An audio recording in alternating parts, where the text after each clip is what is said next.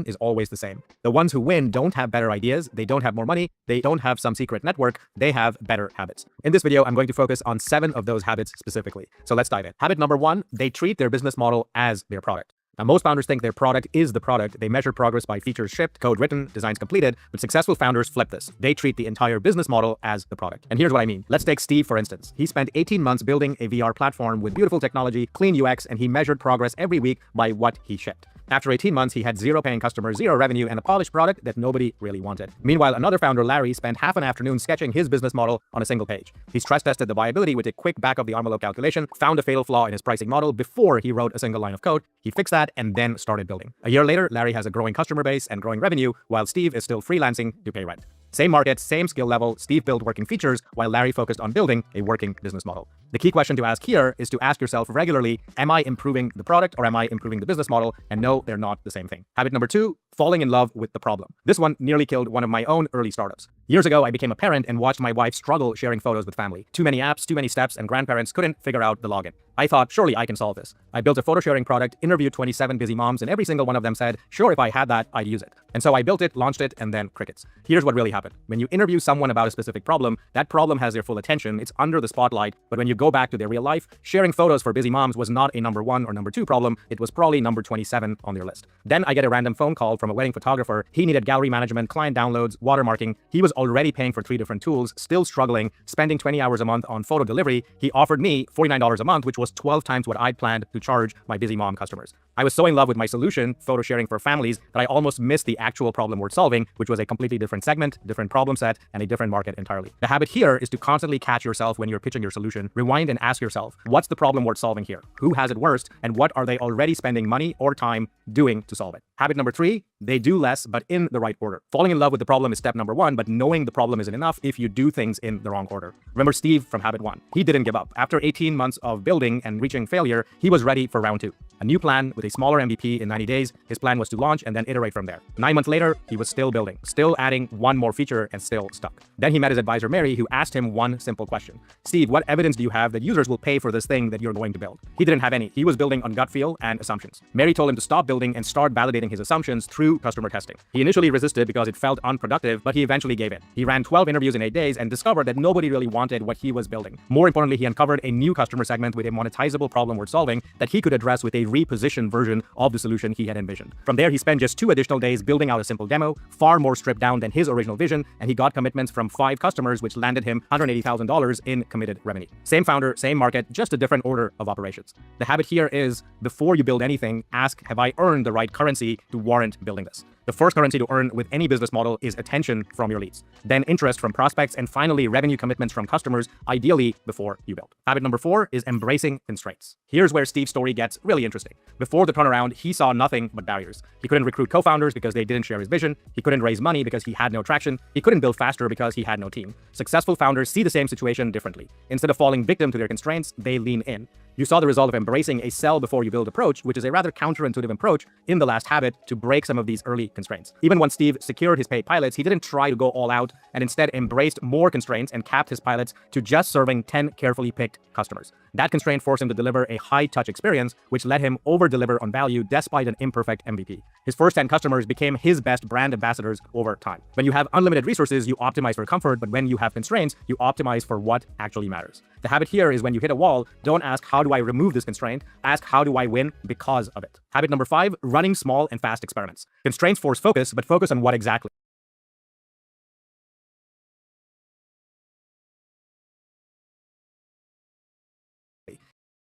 You need to focus on the fastest way to learn how to de-risk and build a working business model. In the first chapter of Steve's journey, he made one big bet. 18 months, all of his savings for one product and one launch, and it failed miserably. His second chapter was the exact opposite, something unexpected. Before you commit to building anything, ask, what's the smallest, fastest way I can test this assumption? If the answer takes more than 2 weeks, chances are you can break it down even further. Habit number 6, trusting evidence over opinions. Here's a trap I see constantly. A founder does customer interviews and everyone says, great idea. The founder takes that as validation and gets to building. Well, it's not. Compliments are not evidence. Even when Steve initially tested his VR product on architects, they all told him they wanted better 3D tools. That sounded like validation, but when he dug into the evidence, what they were actually spending money on and where they were losing clients, the real problem he uncovered was completely different. As Steve Jobs famously said, it's not the customer's job to know what they want. Many customers will tell you one thing, but then do something else entirely different. Not because they are intentionally trying to mislead you, but because they don't truly understand the solution space. That's our job as founders. The key when talking to customers isn't homing in on what they say, but what they actually do. Successful founders learn to distinguish between 3 levels of evidence. Level 1 is when people say they have the problem. Level 2 is when people are actively spending time and money to solve it. And level 3 is when those same people commit money to your solution. Most founders stop at level 1 and start building. The ones who win don't move forward until they have a level 2 and ideally a level 3 customer. For every key assumption here, ask what's the evidence? Not opinions, not compliments. What have customers actually done with their time or their money that proves this is real? And finally, habit number 7, build in external accountability. Evidence is the compass, but who is checking your progress? This is the habit nobody wants to hear. Steve worked alone in his garage for 18 months with no advisor, no coach, no regular check-ins with anyone who would challenge his thinking. He convinced himself his product was great, but confirmation bias is a hell of a drug when you're the only one looking at the data. Then he met Mary, who became his trusted advisor and coach. He set up regular 2-week reviews with her, where she constantly called him on his BS and insisted on evidence and first principles thinking when he was making decisions. There's a reason universities still exist. It's not because the information is hard to find. You can learn anything on YouTube or TikTok these days, but universities still exist because they provide structure and external accountability. Someone that can hold you accountable to the learning. The most successful founders I know all have some version of this. An advisor, a coach, a mastermind, a co-founder who pushes back, someone outside their own head who breaks the echo chamber. The habit here is to find your external accountability partner, someone who will ask what evidence do you have every single week, whether that's a mentor, a peer group, or even an AI co-founder like LeanSpark. So after more than a decade working with founders, these are the 7 habits that I'd put on the top of my list of what separates. What's up guys? In this video, I'm going to share with you how to come up with business ideas that are actually good. Welcome to How to Start a Startup. In this course, I'll share with you the exact steps I took to build my own business, Contact Out, to 8 figures in revenue. If you watch this entire video series, email me and I'll be open to investing up to $50,000 in your business. You'd also get 1 hour of coaching per week from myself and there's a category of like entrepreneurs, might be a negative term, but someone who thinks that they can just build a business with a single click, like it's effortless. Because I bought this course, I now have the recipe to making $1 million a year as a side hustle. There's kind of an anti-pattern with AI right now where I have 50 AI agents running my company and I have a C-suite of AI that tells me what to do every day. I think that's the wrong approach. That's just like you're making a slot machine, slop, not slot. Everyone on Twitter is like, I automated everything and I work 1 hour a week and I make $10 million on the weekend with my SaaS app. Like most of that is just marketing. They're lying to you for the most part. You can sell hope really easily, but you're selling this vision of like skipping the hard work, shortcutting directly to the value, which will never happen. It'll never work. But for the person who's selling you that course, they're going to make a ton of money. They found a way to print money. My name's Max. I'm the founder and CEO of Gumloop. Gumloop is an automation platform that is automating about 4 million workflows every day across huge businesses like Instacart, Shopify, DoorDash, Gusto. We're a team of 15 at this point, scaling pretty quickly. What it does is it lets people who really understand a problem within a business, like the marketer or the salesperson or the ops person, automate their own work instead of having to spec it out and explain it to an engineering team to build that solution for them.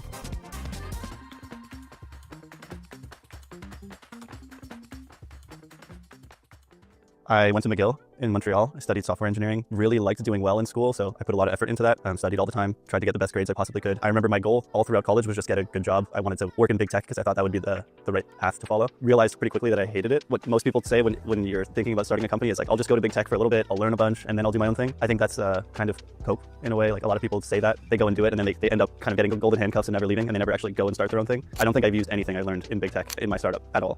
I think the only thing working in big tech actually provided is some sort of default respect, I guess, from people when they realize you're not just a random person, like you actually had a company validate that you're competent in some way. So getting that logo on your resume is helpful a little bit, but I don't think I learned anything novel when I was there. A lot of the things that I do now are motivated by the things I didn't like at Microsoft. Most of the things I do are the exact opposite of how they work in big tech. What you can do when you're 21, 22, 23, with no responsibilities, no obligations to anyone, those are kind of years you can never get back. And if you're spending it just going to your 9 to 5, logging in, fixing a ticket, and then logging off, you're kind of wasting those really, really important years. If we're going to do it, why don't we just do it now? Figure out what the more reliable, responsible thing to do later. I think that was the right choice, just like throwing ourselves into the ether and seeing what worked. I actually got deported from the United States and banned for 5 years, but it was nothing illegal or anything. I quit Microsoft and then I moved back to Vancouver, and my thought was like, I'm just gonna live in Vancouver for a year, build stuff in my bedroom. And then one weekend I was going to visit my old roommates in Seattle, and they're like, the border people are like, where are you going? Where are you staying? What do you do? So they turned me around at the border after a bunch of questions because I was suspicious basically. The suspicion was that I was gonna stay for longer than I was saying, even though I was just gonna stay for 2 days. But that came with a 5-year ban from the country. And then that was kind of the moment where I realized I had to build a company because I had no fallback plan. I decided to just take it more seriously, build things that people actually want, something that could make money. I was pretty terrified, honestly. I remember driving back from the border to my girlfriend's apartment, just like almost in shock. It took me a couple days to settle and calm down a little bit, but after that, it was just focus. I kind of just worked for the next 6 months as hard as I could.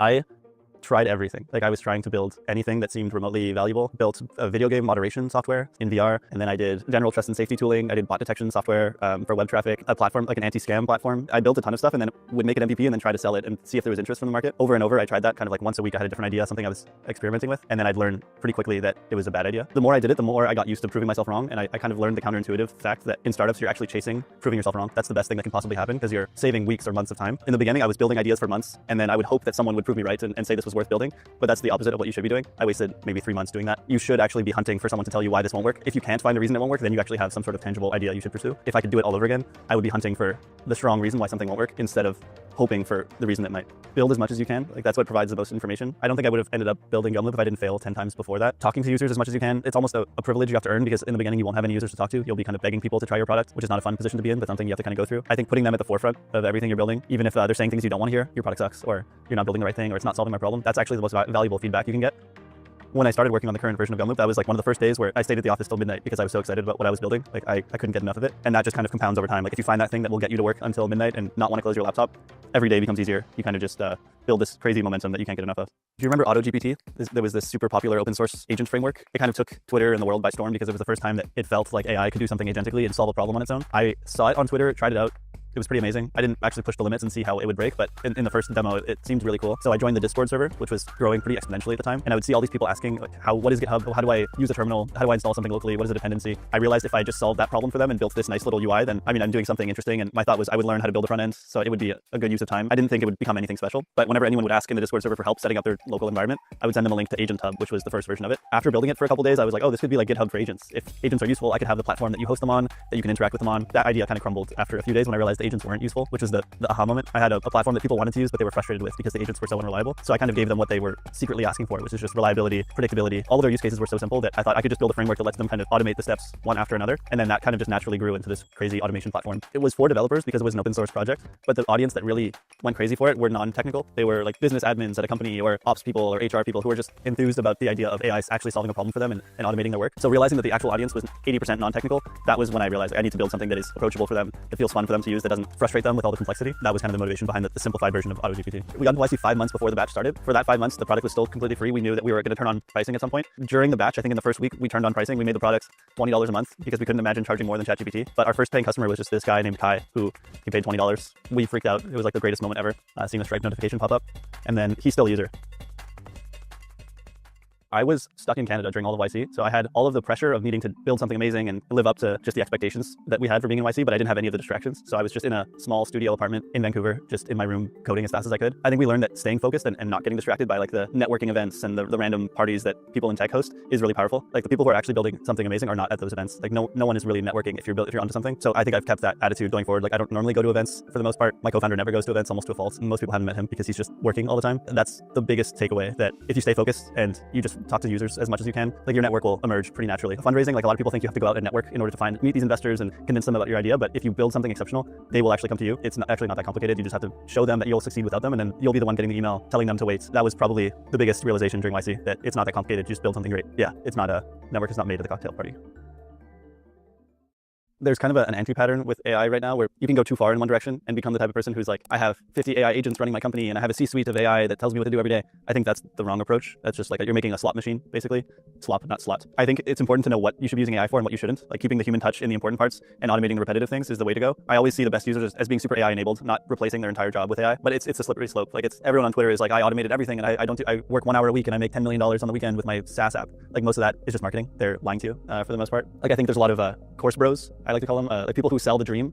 And all these people on Twitter are kind of inspired by the fact that I can make 30,000 this weekend if I just copy this workflow and comment, and then they'll give me the recipe. I guarantee that's never worked. They're shilling the vision of productivity without actually offering anything novel. I think that the value comes from when you apply AI to something you understand deeply. If there was some magic solution that would make you $30,000 in a weekend, they wouldn't be giving it to you on Twitter. The most productive people who are actually generating the most value, it normally comes from taking something you really understand, applying AI to it wherever you see fit, and then just scaling from there. I think it's because I see the same patterns emerging. Like whenever there's a hype bubble, like with crypto or with NFTs or with AI, there's a section of the community that's a little vulnerable, I think, easily persuaded and convinced that something will save them from whatever situation they're in. You can sell hope really easily. So I think there's a lot of people online who take advantage of that and make content that is just fictitious. There's a category of like entrepreneurs, like entrepreneurs, but a entrepreneur might be a negative term, but someone who thinks that they can just build a business by like with a single click, you know, like it's effortless because I bought this course. I now have the recipe to making $1 million a year as a side hustle. But you're selling this vision of like skipping the hard work, shortcutting directly to the value, which will never happen. It will never work. But for the person who's selling you that course, they're going to make a ton of money. They found the way to print money, basically. I only automate the things I really understand. Like if you're automating something you don't understand, it's just going to be a slot machine. If you're using AI to do something you don't actually understand at all, oftentimes you're creating just uncertainty. Like if you're using AI to code and you don't know how to code at all, you're making malware at the end of the day. Like it'll come back to bite you. And vibe coding can only go so far. Same thing with automating workflows. Like if you're trying to automate something you could never do yourself or you don't understand, you're going to create something that's pretty poor. So I think I apply AI to speed myself up and take the things I do understand, do it way faster so I can learn more things and like grow as a person. But I'm never like trying to shortcut understanding something or like expanding my skill set by like having AI just replace me and do things for me. It's possible that the last generation of great engineers has been born because there was this era of actually needing to understand what's going on and then getting accelerated by AI. But now people can skip the understanding part and just accelerate with AI. I think there's going to be a much smaller community of people who actually use AI as a learning tool and they understand the fundamentals, use it as like a teacher to really grasp what's going on. But it's a slippery slope as well because it's so easy just to not want to understand why something works because it just like your website worked or the feature did what you wanted, but you didn't take the time to like really dig into why it worked or why it didn't or what knock-on effects this could have. So I think there'll be a bigger split in the people who are truly exceptional versus the people who are not, because if you can actually have the determination to like pause, try to understand the problem, have AI teach you the things you don't understand, you'll become exceptional even faster than before, and then the average person will just kind of fall to the slop. Almost everyone we've hired is through network. A lot of people we hired were actually customers. So like our customer from Instacart quit his job and joined us. Our customer from Webflow quit his job and joined us. Someone from Shopify quit their job and joined us. They already had conviction. Like they love the platform so much that they decided to drop everything and contribute to the mission. It's a really like fun way to hire because the only thing you really have as a startup is the optimism in general. Like you need to be excited to come to work every day and be the one proving everyone wrong for when they say like, oh, why won't this company do this? Or why won't this big company just steamroll you? But these people are already bought in. Like they use the tool every day. So they love what you're doing already and they're like, they see the vision. So it's a very quick transition. You just have to figure out the details of how you onboard them. It's like dating in a way. Like you have to be the person that someone would want to date. You can't just like beg someone to date you. Just like you can't beg someone to join your company. So you have to build something amazing and have traction to make the best people on earth want to join you. But it all starts with just like doing it. You have to start somewhere. My co-founder only joined because I had a version of the product that was working in the early days. Like I was demoing the first version of it and he got excited by that. So he joined. You have to build something exceptional. We're having a lot of fun at Gumloop. Like every day, there's no one like being told to stay late. There's no hour you have to show up or hour you have to leave. Everyone is just kind of we're all equally excited about the mission and love what we're doing. And a big filter for how I hire people is like, do I actually want to spend all my time with this person? Could I hang out with them 24/7? That has just kind of like compounded over time. And now we have a big group of people that are all really well adjusted, really fun to work with, ambitious, excited, intelligent. The more people you hire like that, the more exciting it gets for everyone. So it just kind of like the momentum builds in this direction and people love what they're doing. I think there's a million reasons to not build every startup. Like it's very easy to hear an idea and say like, what's the moat? Why won't X company do this? Why won't Y company do that? I think the people who are like really asking themselves that and obsessing over those questions will never build anything. You end up just working for a big player and being a pawn in their game. But if you try things and try to prove, just like take a risk and try to prove other people wrong, you'll end up somewhere that people are like, how did you get there? How are you leading this company that so many people use? And the answer is just like, you tried and it worked. And when it didn't work, you tried again. I could have on day one explained to myself 100 reasons why Zapier would do this better than us or why OpenAI and all these big players would crush us. And then no one would be using Gumloop. We wouldn't have created anything new. I think the biggest quality that makes a founder start founding something is thinking that they can do it. Like you will never start a company if you don't think you're gonna be the person to do it. So it just takes this blind confidence. It's pretty exciting just how much someone can do when they think they can do it.